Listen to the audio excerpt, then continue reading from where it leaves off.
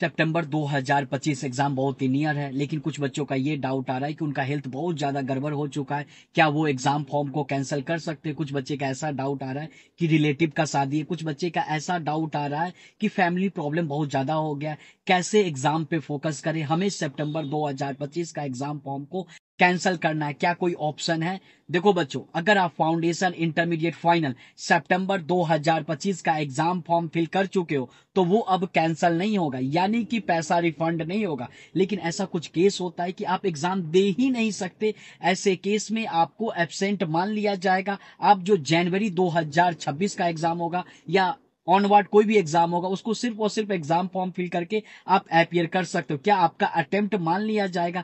जैसे ही exam form fill करते हो आपका वो अटेम्प्ट हो गया, आप अपियर करो या ना करो। ऐसे भी कुछ बच्चे का डाउट आ रहा है, इंटरमीडिएट और फाइनल वाले, कि बोथ ग्रुप का एग्जाम फॉर्म फिल कर चुके, कोई एक ग्रुप का कैंसिल कर सकते हैं क्या? देखो बच्चों, आप बोथ ग्रुप का एग्जाम फॉर्म फिल कर चुके हो, एक ग्रुप का अपियर करना, आप अपियर कर सकते हो। पास करोगे, उसका रिजल्ट आ जाएगा। दूसरे बार आप दूसरे ग्रुप का जो पास नहीं किया उसका एग्जाम फॉर्म फिल कर लीजिए, कोई दिक्कत नहीं है। लेकिन आपका वो अटेम्प्ट मान लिया जाएगा, इसके अलावा वो पैसा रिफंड नहीं किया जाएगा।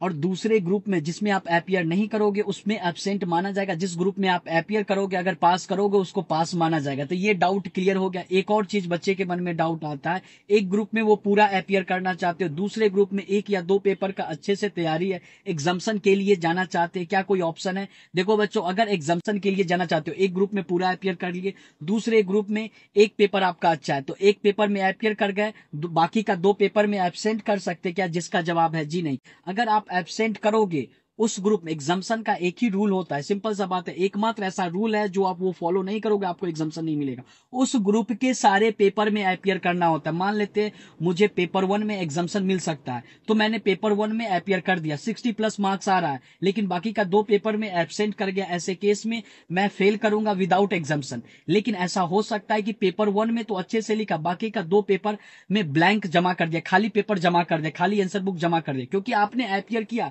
बचा हुआ दो पेपर भी। इसके कारण से अगर उसमें एग्जाम्शन आता है तो वो वैलिड एग्जाम्शन होगा। आई होप कि आपका डाउट क्लियर हो गया। यानी कि एग्जाम फॉर्म को कैंसिल नहीं कर सकते। आपको एग्जाम नहीं देना चाहे कोई भी एक ऐसा रीजन हो, आप सीधा का सीधा एब्सेंट करोगे, आपका पैसा रिफंड नहीं होगा। लेकिन अगर आपको एग्जाम्शन के लिए एग्जाम देना तो उस ग्रुप के सभी पेपर में अपियर करना होगा। आई होप कि आपका डाउट क्लियर हो गया। डाउट क्लियर हो गया कॉमेंट बॉक्स में थैंक यू लिखिएगा।